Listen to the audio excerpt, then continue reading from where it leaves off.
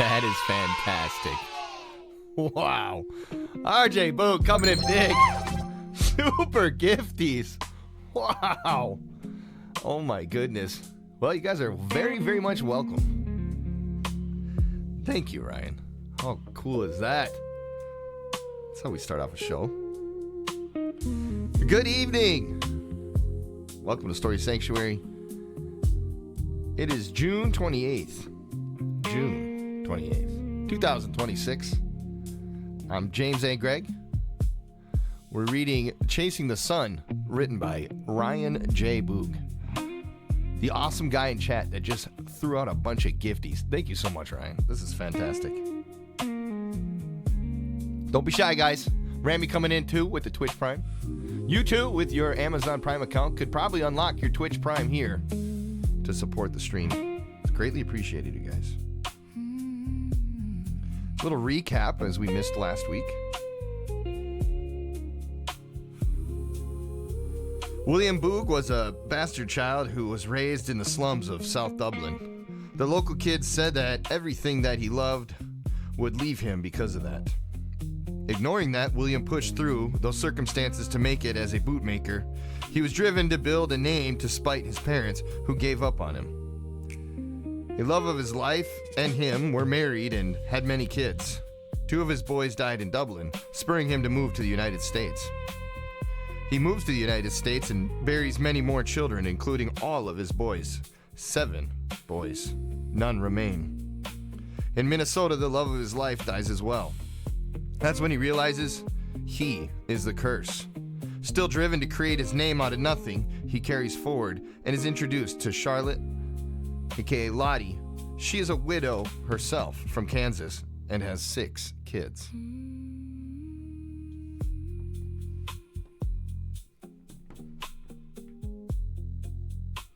Tonight we start with chapter 25, A Swarm of Bees.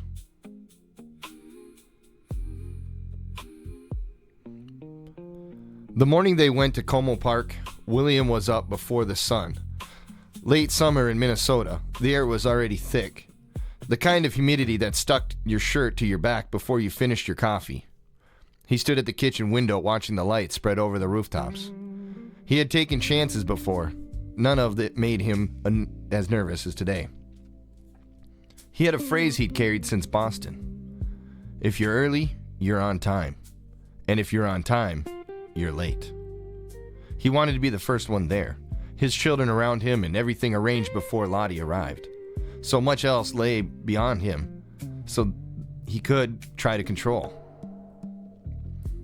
The girls moved through the house in a contained frenzy, clothes pulled from drawers, shoes laced wrong, arguments over who would sit where in the carriage. William loaded everything himself. The whole family in one wagon was his heavy pull for the horse and a puzzle to pack. He took pride in this. All 3 of his children, dressed and together, rolling down the avenue behind a horse that loved to work for them. He turned onto Lexington, and the park was nearby, a few blocks out. He saw them.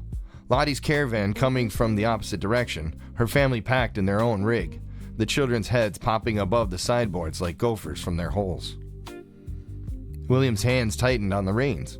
He leaned forward, clicked his tongue, and worked the horse until he had an ever so slight lead. He tipped his hat as they passed. Behind him and behind Lottie, children from both carriages craned their necks, twisting to get a look at one another. The introduction had begun without a word spoken.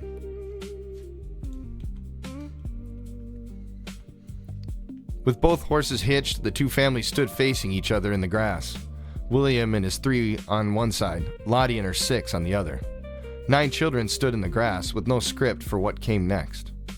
They walked together toward a spot near the beach. The children bolted for the water all at once.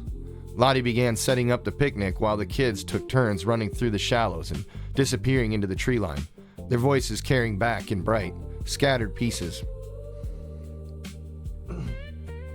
Kids, let's eat.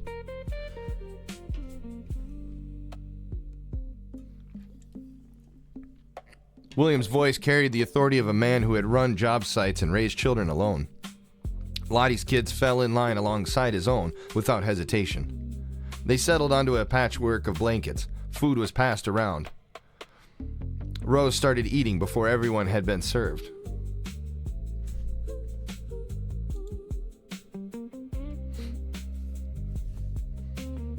Letitia saw this. She reached across, took her wrist firmly, and held it there. Her eyes locked on Rose's, and she pulled the hand down. Slow and deliberate. Letitia did not blink. What? Let's wait until everyone has their food and say the blessing. Rose sneered at her. She stuck her tongue out. This was a weapon that worked reliably on Mary Margaret. Letitia wouldn't grant her the same satisfaction, even though she did furrow her eyebrows at her. Lottie noticed. Go ahead, Letitia. You can say the blessing. Heavenly Father, please bless this food as it goes into our bodies. We thank you for the farmers and the grocers that made this food available to us. We pray for those less fortunate than us.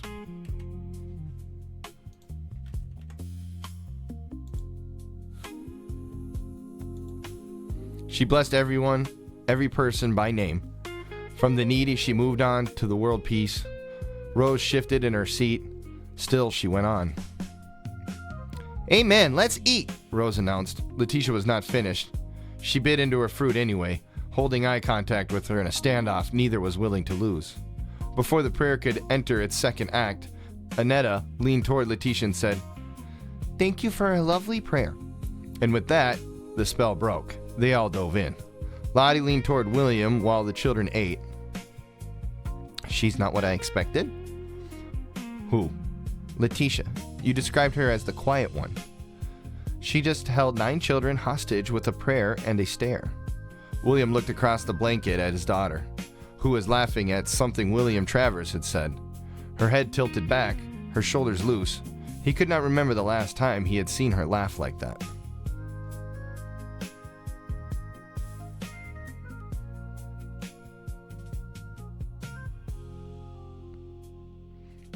The questions came slowly at first, careful, calculated, each one testing the ground before the next. One family had crossed an ocean, the other had not. One stood beside a father who worked too much and looked tired at the table. The other had grown up under a mother who set out cloth napkins and never raised her voice. Every child at the table had lost a parent. Nobody said it. Lottie's boys finished eating first. William Travers led. He always led. He wiped his hands on his trousers and stood. Everybody follow me. I saw something dead in the woods. They followed him into the underbrush, slapping mosquitoes as they went. The bugs were relentless near the lake. William Travers poked at logs and overturned rocks with the confidence of a boy who had never considered consequences. Mary Margaret spotted it first. A dead tree, still standing, its trunk straight and narrow and tapered to a point like an enormous pencil. Mushrooms climbed as bark in shelves.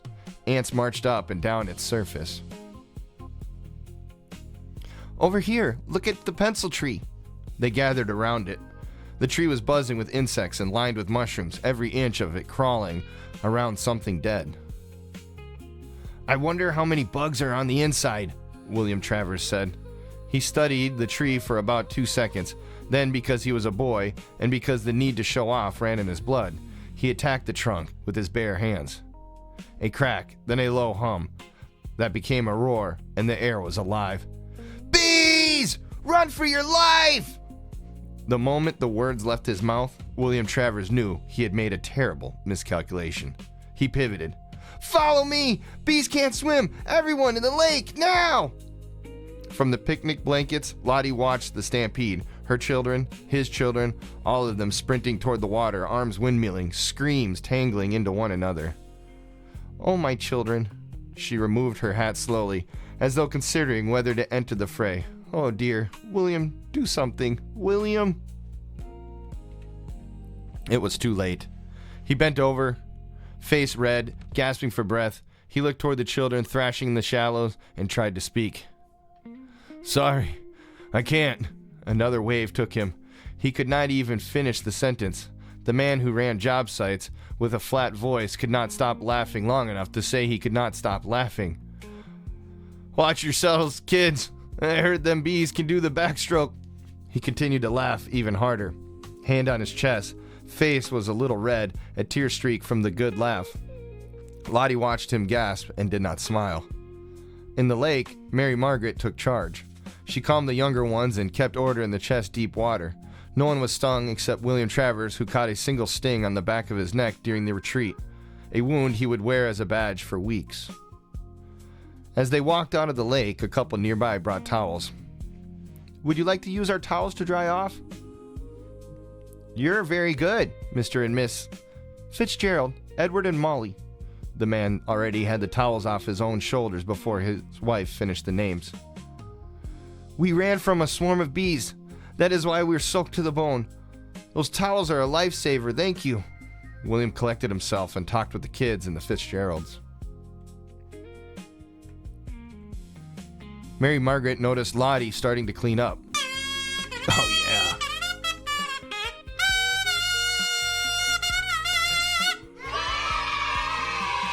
You guys are fantastic tonight. Thank you so much. Oh, my goodness. Shout out to Q-Tard with the gifted, to Jagular Perez. We got another Jag here. Congratulations and thank you, Q-Tard.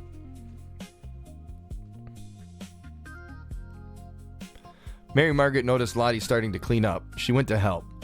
They worked side by side for a while, folding blankets, stacking dishes, not saying much. Then they both caught themselves looking at the same thing, William. He stood at the edge of the group, arms crossed, rocking on his toes. The children orbited around him, all 9 of them interacting now, their voices tangled together. He counted them under his breath, the way he still counted them in the dark, and stopped at 9. "He's always quiet when it matters," Mary Margaret said, "and he's always loud when it doesn't." She stopped. She had not intended to say that much to a stranger, but something about Lottie and this afternoon, and the wet blankets steaming in the late sun, had loosened a bolt she normally kept tight. "Do you love him?" The question stuck. Lottie had not been prepared for it. "First things first, I can tell you that I'm very fond of him." "That's not what I asked." Mary Margaret's voice was steady.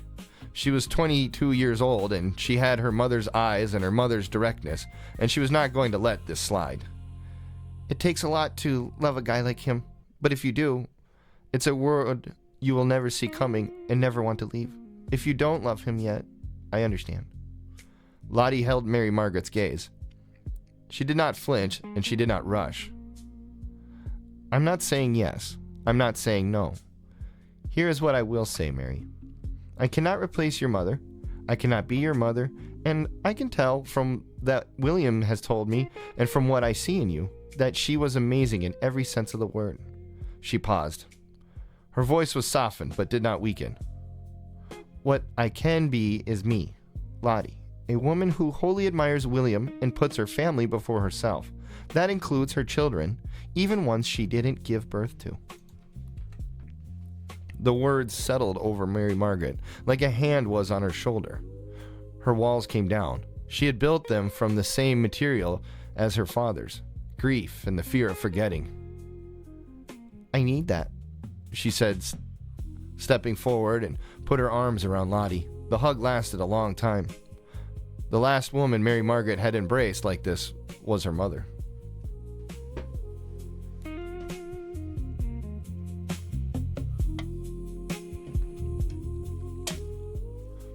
William gathered everyone together. They were buzzing with the bee stings and the lake water and the loud, sun-drunk energy of children who could feel that something had changed and did not yet have words for it. "Do you think we should all get together again?" A loud, unanimous yes erupted from the group. "Grand! And I think we can arrange that for now. I'd rather not ride home in the dark." William Travers did not miss a beat. "Last one home is a rotten egg." Everyone scrambled. Children piled into carriages. Blankets were thrown. Items shuffled. William, because he was William, made sure he was on the road first. He drove ahead and then waited in the distance, watching over his shoulder until Lottie's carriage began to move. Only then did he push forward. Lottie, climbing into her seat, noticed something glinting on the ground. A small piece of jewelry, ruby-colored, catching the late sun. She picked it up, placed it on the back bench beside the other belongings. She would ask about it later. The 2 carriages rolled north through the fading afternoon, one ahead and one behind, 10 children and 2 adults who had arrived as strangers and were leaving as something else. The sun was low. The road was home was long and bumpy. The sun ruts that had felt endless 3 years ago when he drove it alone. The small piece of jewelry worked toward the edge of the back bench with each gallop. Lottie did not notice. After the picnic, William arranged a solo carriage ride between himself and Lottie. A covered carriage this time, not his work wagon. He brought a blanket for Lottie. He told the driver to follow the bluffs by the river. They sat side by side. The Mississippi River curved like a snake between the bluffs. The occasional bird flew by. William was quiet for a long time. Lottie waited. She had already learned that his silence preceded his most important words. "Charlotte, I want to talk with you about something." She looked at him. He'd never called her Charlotte before. "Is everything all right?" "Yes, it is. And in truth, that is what keeps me up at night. Everything is more than grand. I was brought into this world with nothing. Now I am sitting in a carriage in the United States with a lovely woman who my children adore. I have money, a successful business, and respect." He stopped. His hands moved in front of him, searching the air, opening and closing on nothing. But this all came at a cost. His hands stopped moving. 7 children, Charlotte, and their mother. She put her arm around the shoulder of his broad, mustachioed, impossible man who had crossed an ocean and built a life from dust. After a pause, she held him and dug deeper. 7, she said, and you still get out of bed. Sure. Things ought not be well, but they are, better than I deserve. He leaned forward and called to the driver. Please stop here. Lottie, step down with me. They climbed down and sat together on a bluff just off the path. The river moved below them. The tree leaves along the bank were turning gold.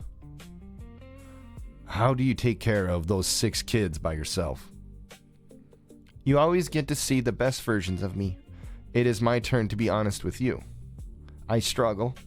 I learned to tend a fire, read a deed, and take care of civic matters, and learned all of it the year I buried him. The older ones help out, but not having a man is a burdensome.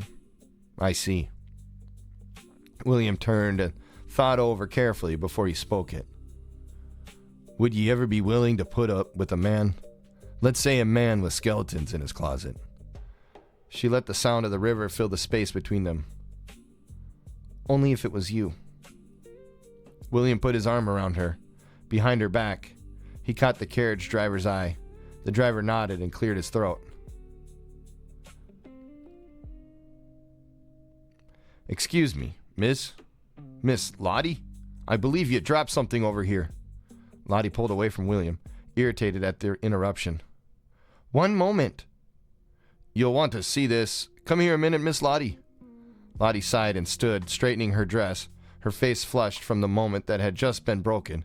She started towards the driver, with purpose in her step. Behind her, William turned. Charlotte? His voice came out deep and certain.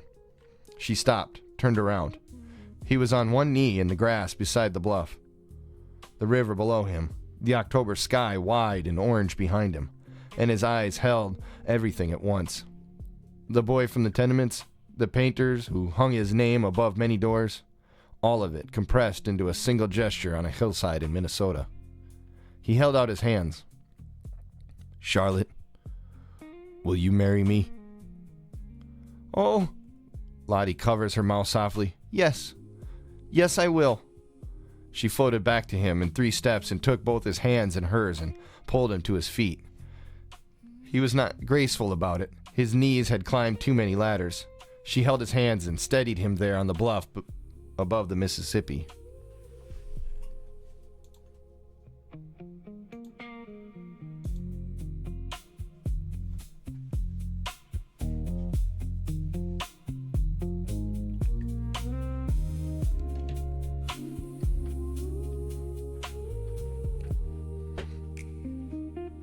Chapter 26, Complicated Arithmetic.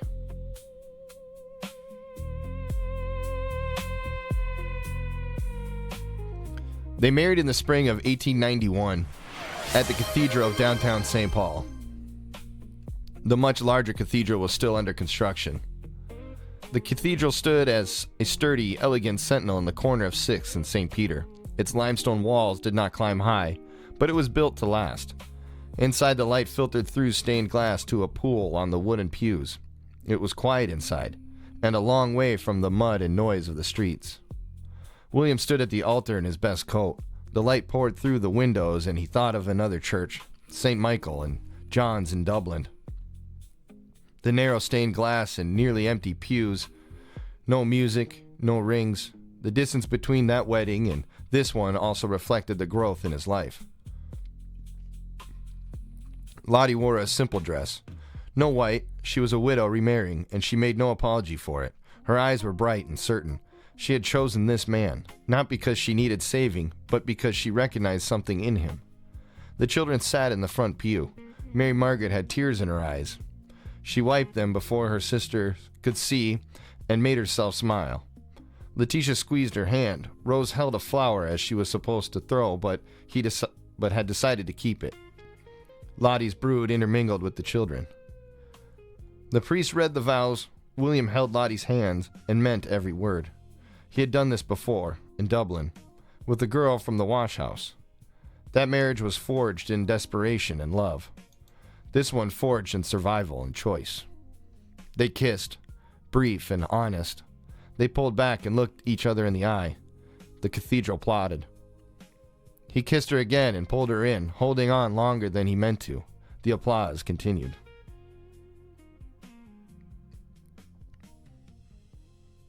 That following night, the house was quiet.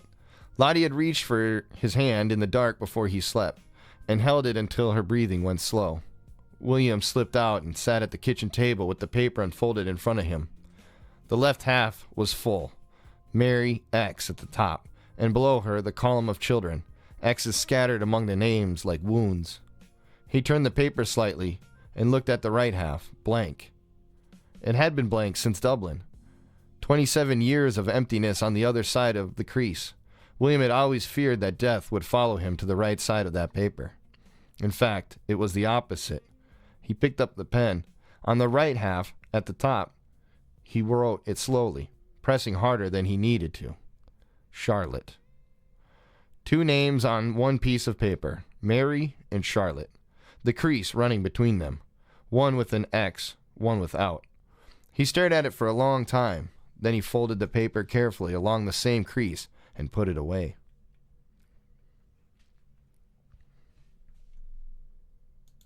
The marriage brought arithmetic that no one had prepared for. William's 3 girls, Lottie's 6, the Evergreen Avenue house, which had felt spacious when it held 1 family, now buckled under the weight of 2. 6 rooms and a barn for 9 children. Bedrooms doubled up. Hallways became obstacle courses. Breakfast was a military exercise. Lottie's children arrived with their own noise, their own way of opening cabinets and slamming doors, and William's children watched them settle in with the careful weariness of strangers told to share a roof. Nothing was said. Nothing had to be. Lottie drew up the sleeping arrangements on a piece of butcher paper she spread across the kitchen table. She assigned beds by age and temperament. Her girls go to the east bedroom and William's to the west, with the boys above and half story. Wisely, she posted the arrangement on the inside of the pantry door where everyone could see it. Below the sleeping chart, she added a chore rotation, each child's name followed by the daily task. The tasks rotated weekly. No one was exempt. No one was favored. Her principle was simple. Everyone contributed and was treated the same regardless of which parent they had arrived with. She enforced that with a quiet firmness that the children learned not to test. Mornings were the hardest. 9 children needed to be fed and dressed and directed towards school or chores before 8 o'clock. Lottie was a field general. William watched from the doorway with his coffee and a look that mixed admiration with mild terror. He had run painting crews of 12 men. He had never seen anyone manage 9 children before breakfast and less visible effort. Lottie did it while packing 3 lunches and answering a question about algebra. She did not raise her voice. She did not need to. It lasted 9 days. On the 10th morning, Lottie came downstairs and found the chore chart torn from the pantry door. The paper lay on the kitchen floor, ripped through the middle. One half still held the tack. The other half was crumpled near the stove. She picked up both halves and held them together. The tear ran through the center column, splitting the names. Her children on one side, William's on the other. She did not know who had done it. The kitchen, she stood holding the two halves of paper and studied the tear. Clean, deliberate. Someone had used both hands. The first week had been noise, adjustment, the ordinary friction, and too many bodies in too few rooms. This was different. This was someone saying no. Not to the chart, to her. That evening, she sat on the edge of the bed in the room she shared with William. The door was closed. The children were in the kitchen, loud, arguing about something she could not make out through the wall. She sat with her hands in her lap and the torn chart at the bed beside her. The arguing carried on through the wall far away now. She looked at the two halves and did not move to put them together. For the first time in a long time, she did not know what to do next. For 3 years, she had managed 6 children alone. She had kept the house, paid the bills, buried a husband, and started the whole thing over. No room had ever gotten away from her. No system she built had ever failed. William found her there. He came in and saw her sitting on the bed and the chart beside her, and he stopped in the doorway. "Lottie?" Someone tore it down. Her voice was flat. "I don't know who. I don't know why. I have been here 10 days, and I have fed every child in this house the same portions from the same pot, and treated every one of them as mine, and someone tore it down." William looked at the chart. He looked at his wife. "Don't put it back up," he said. "I sure let the house sort itself out. Mary never had a chart. She just showed up every morning and fought through it." Lottie looked at him. Her face went still. "I'm not Mary." The words landed harder than she intended. William's mouth closed. "I did not come into this house to become another woman. I brought my children and my way of doing things, and I hung that chart on the door because it is how I keep a household from falling apart." She picked up the torn halves and held them in front of her. "Someone tore this down. This is not a sign that I should stop. This is a sign that I need to do it differently." William sat beside her. He started to offer advice, then stopped. He let her take the next step. Lottie turned over the two halves, studying the tear line. Then she left and came back with a fresh sheet of butcher paper and a pencil. She sat at the small desk in the bedroom and did not make a chart. She made a different thing. Instead of assignments, she made pairs. She put one of her children beside one of William's for each task. Annetta with Rose on dishes, Mary Margaret with her son Joseph on firewood. The pairs were deliberate. She matched children who had not yet spoken 10 words to each other and gave them a shared job that required cooperation. She posted it on the pantry door the next morning without announcement. The children read it. Mary Margaret looked at Joseph. Joseph looked at her. Neither protested. The structure was too clever to argue with. It did not feel like an order. It felt like it had been their idea. By the end of the month, the pairs had become friendships. Mary Margaret and Joseph carried firewood in together, arguing now about whose stack was straighter.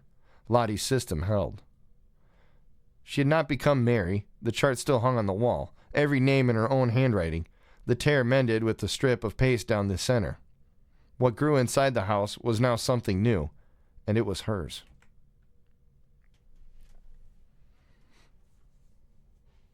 That fall, they walked 2 lots on Roblin Avenue on an afternoon when the elms along the boulevard had gone gold and rust.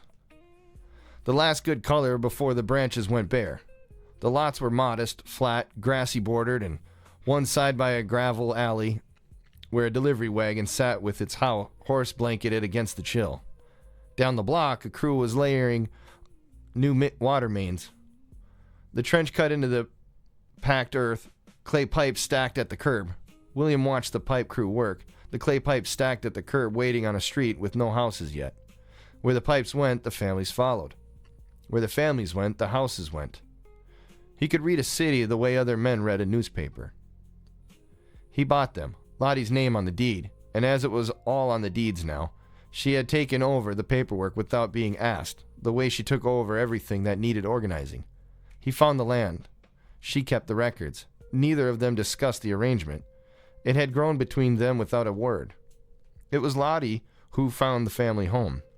She did not ask William's permission. She walked him past the house on Dayton Avenue near the corner of Snelling on a Sunday afternoon and stopped on the sidewalk and waited. Shortly after, William sold the evergreen house. He wrote the listing himself at the kitchen table while the house slept, his handwriting tight and deliberate. He carried it to the Globe offices the next morning. The clerk in the advertising desk was the same man who had taken William's first painter's notice years earlier, though his hair had thinned and his color had yellowed. "Selling this time, Mr. Boog?" The clerk did not look up from his ledger. William set the card on the counter and watched the man copy it into the ledger. The pen scratched across the page, and with each word, the house passed out of him. The barn he had wanted to build first. The garden on the south side, where Rose had picked flowers and tucked them behind her mother's ear. Mary's window, the one she had opened on the first day and breathed through with her eyes closed, all of it reduced to column inches. He paid for a week's run and walked it out into the morning, where the new electric streetcar hummed past on its overhead wire, throwing blue sparks at the contact point. He did not linger. He had built the place, lived in it, lost Mary in it. 9 children needed more room than sentiment could provide. The new house was a proper single-family home on a proper street, not a tenement, not a dead-end court, not a narrow shop front with rooms above, a Queen Anne with clapboard siding and a wide front porch, the kind of house that architects were putting up along the better avenues. Windows that looked out of boulevard elms instead of brick. A cast-iron coal furnace in the basement, which meant no more feeding a wood stove at 3 a.m, the way he had for Mary the winters she could not get warm. William stood on the sidewalk and felt something he rarely allowed himself to feel. Comfort. The sense that a place could hold him without needing to be outgrown. "This is it," he said. "I know," Lottie said. "I already spoke with the seller." "Of course you did." They moved before the first snow. Lottie had already arranged the price, Lottie's name on the deed. The children flooded the house and filled it. Lottie hung curtains. William stood in the front doorway with his hands in his pockets and watched her arranging a life around him, draping fabric over rods, straightening frames on walls. The house on Dayton Avenue smelled like fresh paint and something from Lottie's kitchen that he could not identify but wanted more of. On winter evenings, after the children were in bed, William spread his papers across the kitchen table. He sipped a small glass of whiskey that he didn't finish. The first sip burned. He let the rest go warm and flat at his elbow, untouched, the way it always did. The kerosene lamp burned low, and his shadow filled the wall behind him. Deeds, plat maps, a numbness in his mouth, mortgage documents with the county clerk's red stamps in the corners. He ran his fingers down the columns of street names and lot numbers, checking figures he had already checked, confirming what did not need confirming. The holdings had multiplied. A lot here, 2 there, a parcel sold, a profit, and the money rolled into the next purchase before the ink dried on the receipt. He bought along corridors, lot after lot on Carroll and Dayton, and put them in family names, adjacent lots, so he could control who lived beside his people. The pattern was deliberate. A man who had grown up in a tenement room 12 feet square, where the wall sweated in winter, and the landlord could raise the rent on a family already bearing a child, was building a wall of ownership around everyone he loved. The deeds were the wall. The dirt beneath them was the foundation. Dirt did not get sick or swell with fluid. Dirt stayed. William had purchased a small house on Carroll Avenue and put it in Letitia's name. She had been at her sister's for over a decade. The house was his way of offering her a path back, the deed in her name. Letitia thanked him. She visited the house once, stood a long moment in the empty front room with her hands folded inside her sleeves, and handed the key back at the door. She did not move in. William did not feel triumph when he signed a new deed. He had felt that once, the first time, when the partnership sign went up on 7th Street and his name was on a building in America. He had felt it again when he built the houses on Evergreen. and Mary leaned into the light at the window. Those purchases had meant arrival. These meant something else. He bought property like another man drank, the deed in the drawer, the red stamp dry, the dread gone quiet for a night. Lottie leaned in the doorway one evening while he worked through a stack of deeds. You know, most painters just paint. William did not look up from the deeds.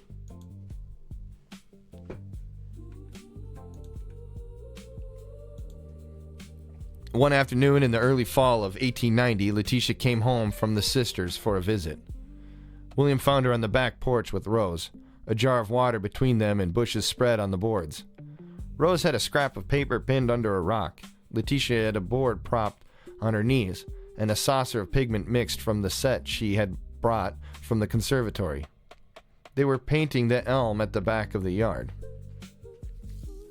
Rose worked fast, her brush loaded with too much water, the color bleeding past every line she had tried to hold. Green pooled in the corners. She wiped at it with her thumb and made it worse. Letitia painted the same tree as the conservatory had taught her. The strokes were small and deliberate, a leaf at a time, a branch at a time. She tested each shade on her fingertip before she touched the board. The colors were mixed with the precision that came from years of practice, not from instinct. "You're going to be here until Christmas," Rose said, "and yours will be dry by then, which is a mercy. Nobody should have to look at it wet." Rose gasped in mock offense.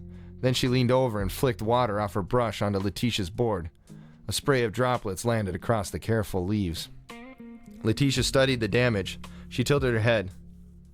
"That's actually better. It looks like rain." "I am improving your art. You are a menace." They painted until the light dropped and the elm became a silhouette. Rose held up her version. The tree looked like it had been caught in a flood. Letitia held up hers. The leaves were precise, each one a slightly different green. The water spots Rose had added looked like morning dew. "We should do this more," Rose said. Letitia cleaned her brush in the jar. The water turned a deep olive. "We should." William watched them from the kitchen window. The brush in Letitia's hand moved with the sureness of a woman who had been trained. She held the way he held his own brushes, low on the handle, wrist loose. She had learned this somewhere he had never been.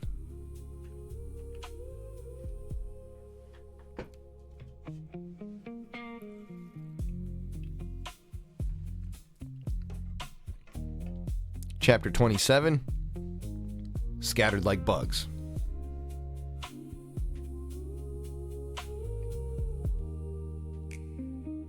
Letitia had been with the sisters 12 years. She came to them a girl, carrying a bag that held everything she owned. They had made a painter of her, and she carried a stillness now that people trusted before she spoke. William still thought of her as a girl who pressed seeds into the dirt on Ramsey Street. He was years behind. A Sunday morning in the late summer of 1891, Letitia was home for the weekend, sitting at the breakfast table in the Dayton Avenue house. She was 22. The children moved around her in their usual noise, but she was somewhere else entirely.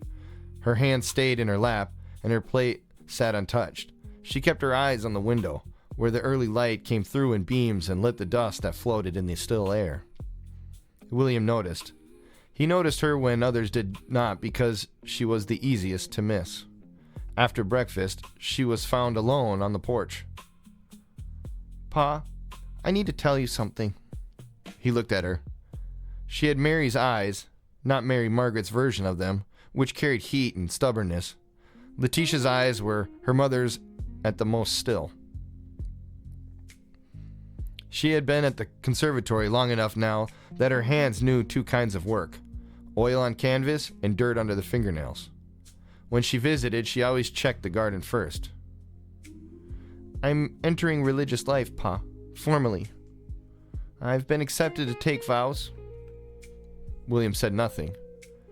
"You know this isn't sudden, Pa. The painting and the prayer were never separate things. It was all one path. And I've been walking at that the whole time." William said nothing. Knowing did not help. "My name in the order will be Sister Barisma. That's not your name. Your name is Letitia Agnes Boog. It will still be my name. It will always be my name. But I know what I'm meant to do. I knew the morning we buried Ma, when I prayed to feel her and felt the sisters and said. William looked at his daughter. She had just described life back to him, and she was right. Your mother would have understood this, he said. I think Ma is the reason I made the decision. She reached into her bag and set something on the table between them. The Carroll Avenue deed. The fold still crisp, where it had sat untouched in a drawer. The house he had bought to keep her close, the one she had visited once and never occupied. She slid it across the wood toward him. A long silence.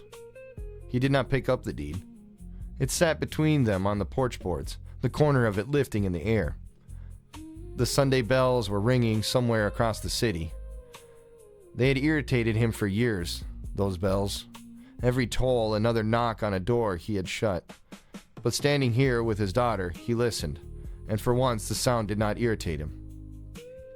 St. Catherine's, he said. Is it a good place at all? There's a walled garden and a window that takes the morning. It's a good place. He nodded. The nod took a long time. The deed lay where she had slid it. When it was done, he lifted it there and put his hand on Letitia's head and held it there. You were the first name on the manifest, you know. You and Teresa. Passengers 1 and 2 on the city of Paris. 4 years old and you didn't cry. I remember. No, you don't. She smiled. No, but you've told me enough times that I feel like I do. Letitia returned to the sisters before the leaves turned. William took her. They did not speak for most of the ride. At the gate, she stepped down with her bag. She gave him a solid hug, hanging on longer than she expected. When she pulled back, his eyes were wet. This was not a departure. She had already left years ago. This was the door closing behind her. None of that, Pa. All right. You'd better. She walked through the gate. He watched until the door closed behind her. Then he sat in the carriage for a long time, alone, with the reins slack in his hands, waiting for the hours to decide they should go home. The seat beside him still held the warm dent where her bag had been. Letitia had been leaving since the morning he carried her bag to the sisters on Ramsey Street. He had spent 12 years pretending otherwise.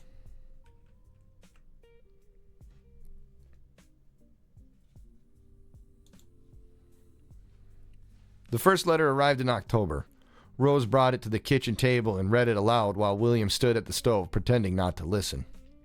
Letitia wrote the way she spoke, warm and specific, and sharp where you didn't see it coming. The vows had changed nothing about her work. She was painting devotional subjects in oil on canvas and on fired china, and she was teaching younger students at St. Agatha's Conservatory. She described the studio where she now had her own table, north-facing windows, rags stained with the cadmium and cobalt, the smell of linseed oil. It smells like Pa's shop, she wrote, except holier and a fewer complaints about the foreman. Outside the Covenant kitchen, she had started a small garden. She cut flowers from it and arranged them at the foot of a statue of Our Lady of Victory that stood in the corner of her studio. The flowers stayed beside her while she painted. She wrote that the garden and the painting were the same work done with different hands. Rose read the letter twice. The second time silently, her lips moving over the words. She folded it and held it against her chest. She sounds happy, Rose said. William nodded. He did not trust himself to say more. Rose kept the letter in the drawer of her beside table. She would read it again in the coming weeks, liking the part about the flowers at the foot of the statue. Letitia had found a place for paint, flowers, and faith.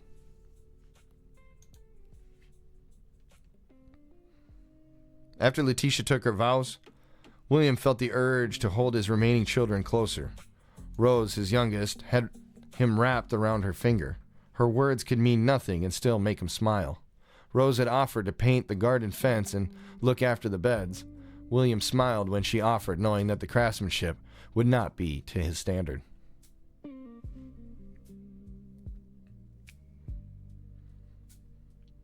By spring of 1892, Lottie was expecting. She carried the pregnancy like everything else. On the pantry door, she redrew the sleeping chart to account for a crib. She told the children at breakfast one morning, matter of fact, and the table erupted. William sat at the end of the table with his coffee and watched the noise pour over him. A child with Lottie, the right side of the paper filling in. Perhaps another son was due to come his way. Charlotte Magdalene Boog was born in June of 1892. Rose picked the middle name. William held the baby. He was older now. His hair had gone mostly gray. His hands were more lined, the knuckles thicker. He looked at his child and counted her breaths the way he counted George's, the old fear sitting in him since Dublin. It would never leave. He knew that. He also knew that the hope sitting right beside it was stronger than it had any right to be. That night, the paper came out again. He unfolded it.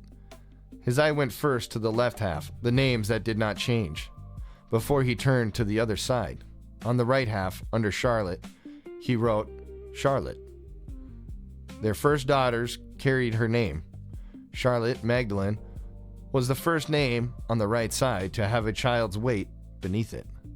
The right half of the paper had begun, and most of it was still blank.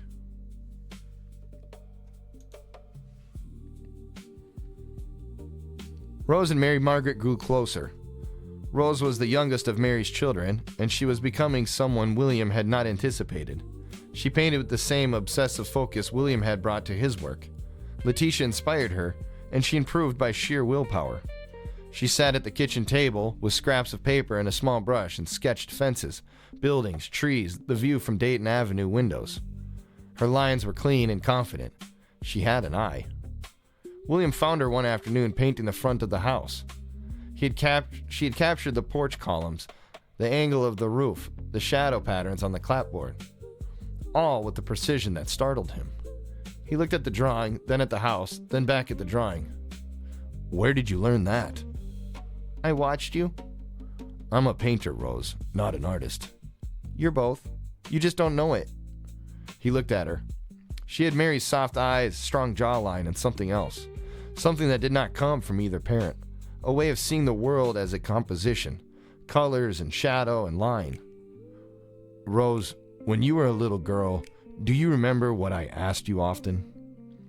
She crinkled her nose and shrugged her shoulders.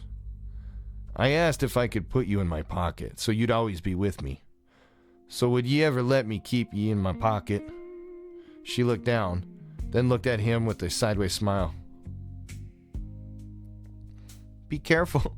I could steal your paintbrush while I'm in there. A silence settled between them. William gave her one pat on the shoulder and walked off.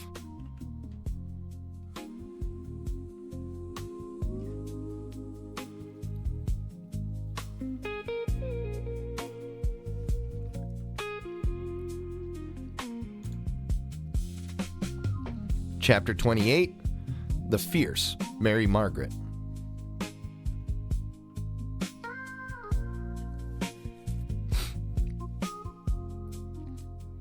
By the winter of 1892, the Dayton Avenue house held a different family than the one that had moved in. Letitia was at St. Catherine's. The older Travers children, Lottie's brood, had settled in the house and filled the spaces Mary's children left behind. The noise level stayed the same. The composition had changed. At supper it was worse. The faces down the table that were not Mary's, he loved them. He did. But the absence had a shape. He sat at his desk one evening after Lottie and the children had gone to bed. There the children came to him, the living ones and the lost. Letitia was behind convent walls, and Rose was drawing pictures of a world she had not yet understood. Mary Margaret was becoming a younger version of her mother. The living names on the left side were not kids anymore. They weren't dying, but the innocent days with their mother were getting distant, dissolving into their own stories. a quieter loss without funerals, soon to be felt in the empty chairs at dinner. It was not grief or fear. It was the animal awareness of a man who had been beaten enough times to recognize the wind that comes before the storm. Everything was good. The business was strong. Lottie was here. Charlotte was healthy. The house was warm. And yet, he had learned across 40 years and 2 continents that happiness is a clearing in the woods. You rest there. You do not build a permanent camp, because the woods have a memory, and they always grow back.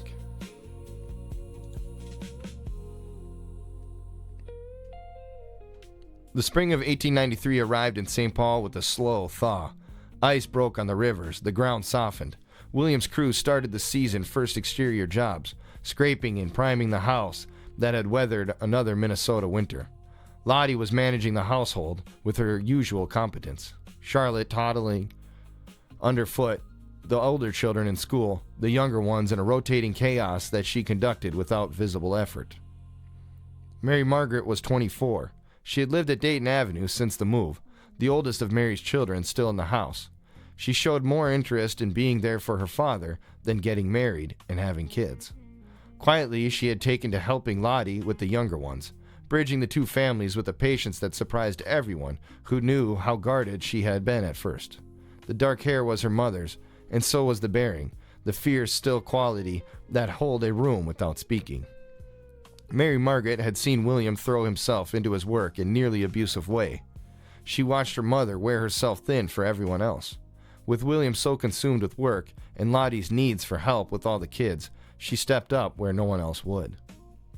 Mary Margaret volunteered at the parish, organizing the Lenten fish, suppers, and holding linens for the altar guild. She threw parties for the neighbors on Dayton Avenue, borrowing Lottie's good china and pressing tablecloths with a flat iron heated on the coal stove. Each morning she fetched the mail, walking the half-mile to the post office on Snelling because the route carrier did not reach their block. The mending left her fingers pricked raw. Her life was humming at a pitch that would have exhausted anyone. The neighbors came on a Sunday. Mary Margaret had been at the stove since before light, the same stove that her mother had worked, salt pork and potatoes, the broth Mary used to set down without a word. She would not let Lottie near it. She had not let anyone near it in a year. The bowls went around, the potatoes had gone to the paste, and the pork sat raw in the middle. The neighbors found things to say about the weather. William got a forkful to his mouth and stopped. He looked at it, then down the table. "What's this, possum?" "If it's the old meals you're after, Mary, say the word. I'll find another goose and a good board." The children howled. Lottie told him to mind himself. "And go easy on the salt next time." He was grinning now, well past minding anyone. "You've cured me like a Christmas ham. I'll keep till the thaw." Mary Margaret did not laugh. "It's Ma's." The name landed, and the table went quiet on its own. William set his fork down. He did not say the next thing. Lottie spoke into it gentle. "Let me take next Sunday. You've earned a break." "No." Fast and hard, the only sharp word the dutiful one had spoken under that roof. Her hand stayed flat on the pot lid. "It's mine to make." She cleared the bowls before the others were through and carried the pot back to the kitchen. She had tasted the salt herself, and he was right. It was too heavy. She would go lighter next Sunday. She stood over the cold pot a while and told herself it was the salt. She drove herself forward long after her body had begun to wear out. She inherited that from her mother. Now she needed to sleep in later than usual. She had been tired for months, and the tiredness did not lift with rest. Then she bruised for nothing. A bump against a door frame left marks that lasted weeks, and the weeks did not fade them. Her color had gone pale and stayed pale, even as the spring sun returned and the rest of the household warmed back to life. She did not complain. She was Mary Moran's daughter. Complaining was not in the vocabulary.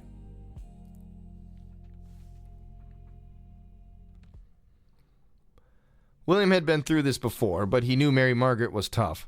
She had survived diphtheria as a child and had outlasted Boston. He knew the pale color, too, and what it had meant the last time he had let himself ignore it. To be on the safe side, he trusted his gut and sent for a doctor. It was hard for him to do. His history with doctors and good news was short. He brought her to Dr. Olson on a Tuesday. The office smelled of soap and old wood, and the doctor had the ink-stained fingers of a man who wrote everything down. Mary Margaret sat on the examination table in her dress and told the doctor she was fine. Her voice was steady.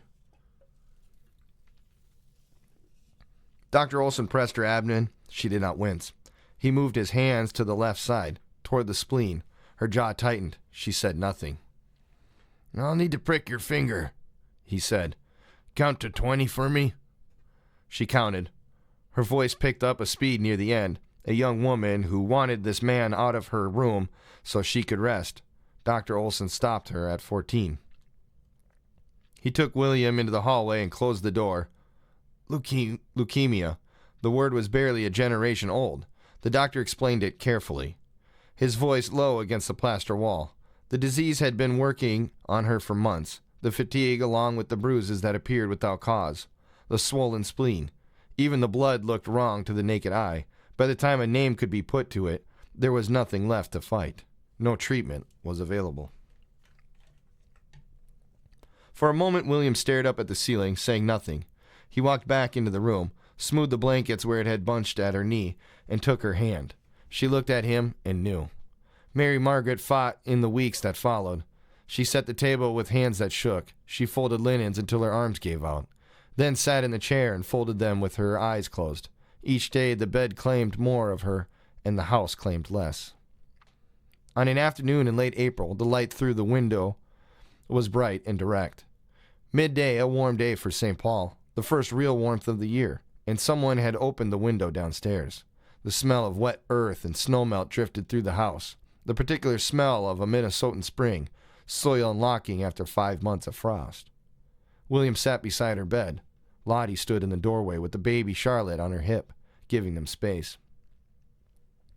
Mary Margaret turned her head toward Lottie. Her voice was thin. "Come here."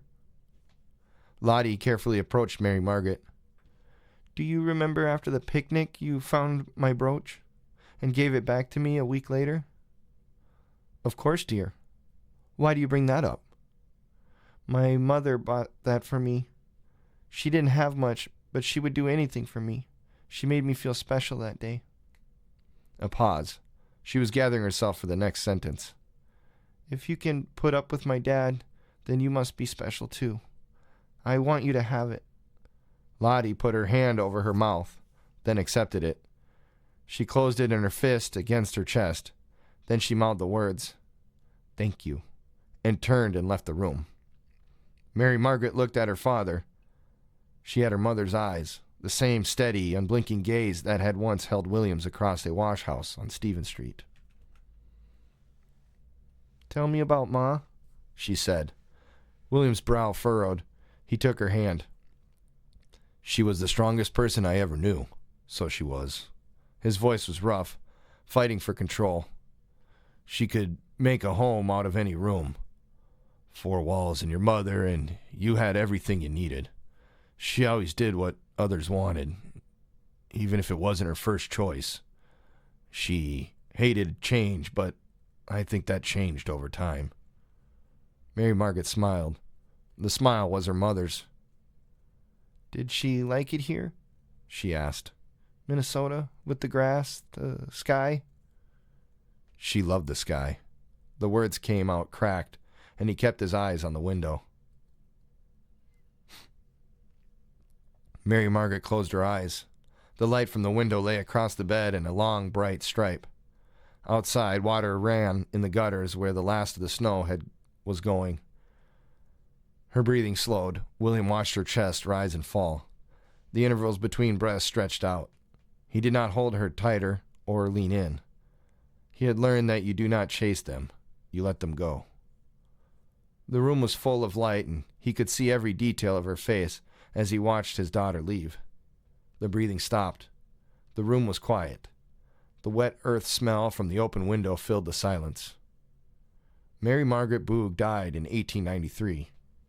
She was 24 years old.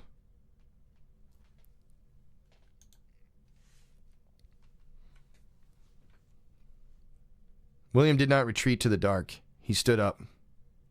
He closed his daughter's eyes with his thumb and forefinger. He pulled the blanket to her chin and straightened it at the edges. He walked downstairs. Lottie was in the kitchen when Charlotte. She looked at his face and knew.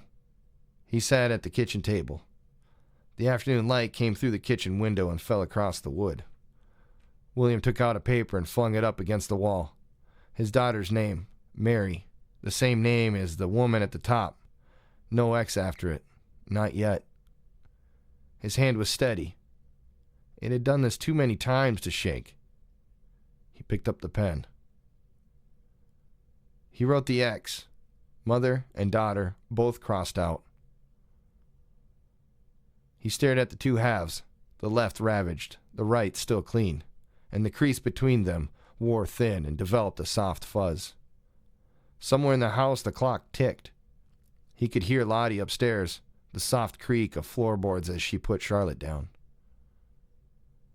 After a long time, Lottie came into the kitchen. She did not speak. She walked to him and put her hand on the back of his head and stood beside him.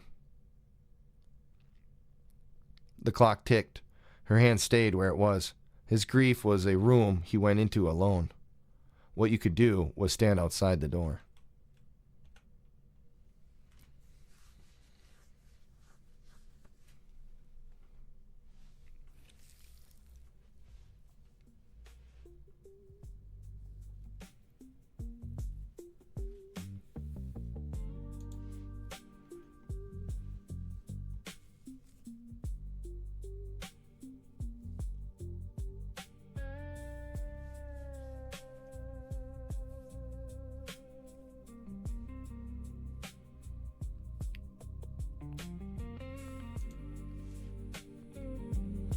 Chapter 29. You've never seen Dublin.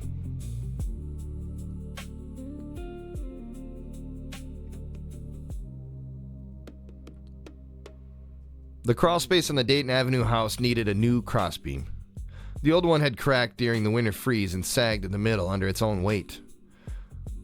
William could have hired someone. The crews were his, men on the payroll who would have done it for the cost of a half-day labor.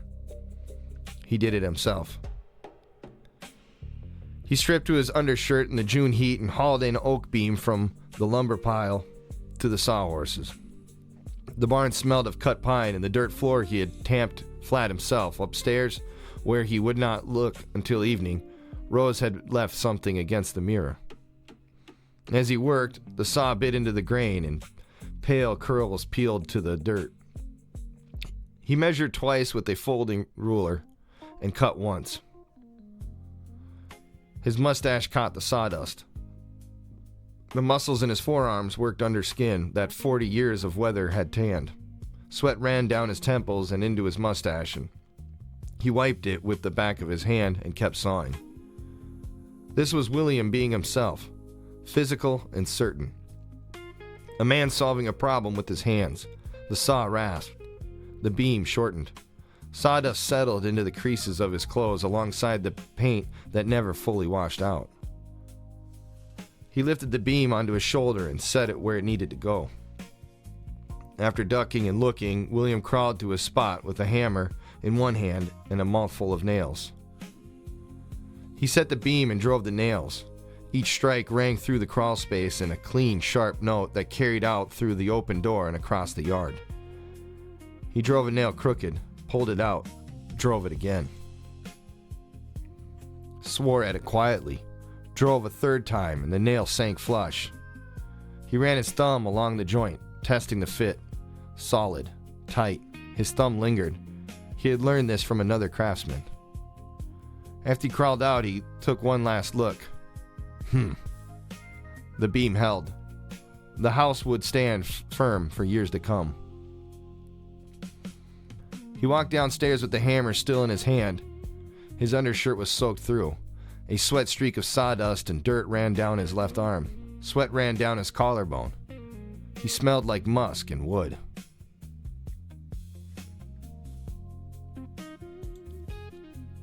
Needing to change his shirt, he noticed the bedroom door was open. The curtains were open too, leaving shadows of tree leaves on his floor. The bed was made. Lottie's comb and hairpins were arranged on the dresser with her usual precision. Beside them sat something that had not been there when he left that morning. A small canvas, no larger than a dinner plate, propped against the mirror at an angle that caught the window light. William stopped in the doorway. The hammer hung at his side. He looked at the painting. The river Liffey next to the quay, golden hour. The light coming off the water in that particular shade that exists nowhere else on Earth. That shade that made the river look like hammered copper and turned the stone of the quays to honey. The bridge in the middle distance, the shop fronts along the far bank, the sky above streaked with amber and rose. He crossed the room slowly and set the hammer on the bed. Grinning, he picked up the canvas with both hands, holding it carefully as he had once held his first pair of finished boots. Except this time, he had not made it. The brushwork was careful but confident. Rose had not been timid with the color. The amber light on the water was laid in with visible strokes. Bold, not blended into softness, but left standing so you could see the hand that had put them there. The shop fronts were suggested, not drawn. A line here, a shadow there, a sign above a doorway that could have been any sign in Dublin, or one sign in particular.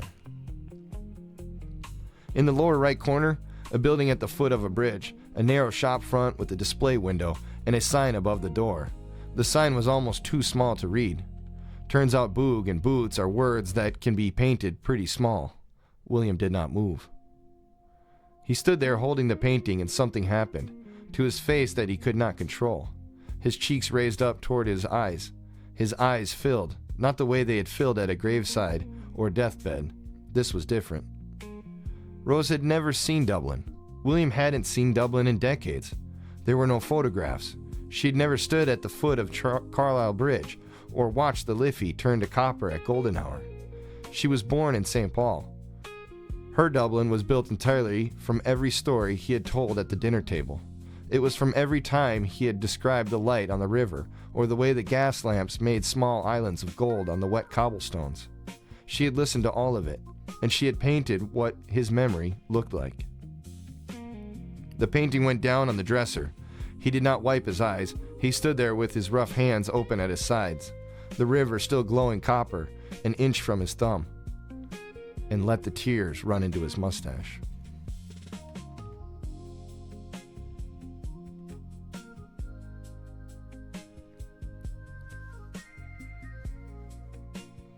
He found Rose in the kitchen. She was sitting at the table with a glass of water, reading. She looked up when he came in. Her face showed nothing. She had left the painting without a note, without announcement. She had placed it where he would find it and walked away. William stood in the kitchen doorway. He still had sawdust on his arms and was holding the canvas against his chest. His eyes were red. "You painted the old Liffey," he said. "I did." "You've never seen Dublin." "You always said the light, golden, like the water was on fire but not burning." She paused. "I just painted what you've shown me." William was quiet. He pulled out a chair and sat down across from her. His hands rested on the table, palms down, pressing, the way he pressed on every joint he had ever built, never quite trusting a thing to hold until he took his weight. "The sign on the building," he said, "above the door." "I didn't write the letters. I didn't know what the sign said." "W. M. Boog, bootmaker," he said it quietly. "Number 13, Aston's Quay." She looked at her father. She had his eyes, but not his restlessness, and she could sit still in a way he never could. Now she studied his face. The same patient, careful look she gave a subject before she drew it, catching the details other people walked past. "You described Dublin so many times I could paint it from memory. Your memory, Pa. It's just the one who held the brush." William looked at his daughter. He stood up. He was not a man who gave hugs easily. Instead, he put his hand on the top of her head, the way he had put it on Letitia's the day she told him about the covenant. "Don't stop," he choked out. "I won't." He lifted his hand and walked back toward the bedroom. At the doorway, he stopped and turned. "Rose?" "Yes, Pa?" The light was right. On the water? You got that light exactly right. She smiled. He went back to the bedroom and looked at the painting again. The afternoon light, through the window, had shifted and now it fell directly on the canvas. The painting seemed to glow. For once, William was stopped in his tracks.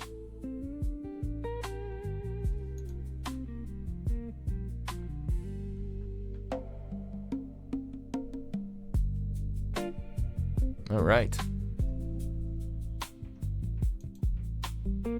This has been the reading of Chasing the Sun, written by Ryan Boog, read by James A Greig. Thank you, everyone, for coming tonight.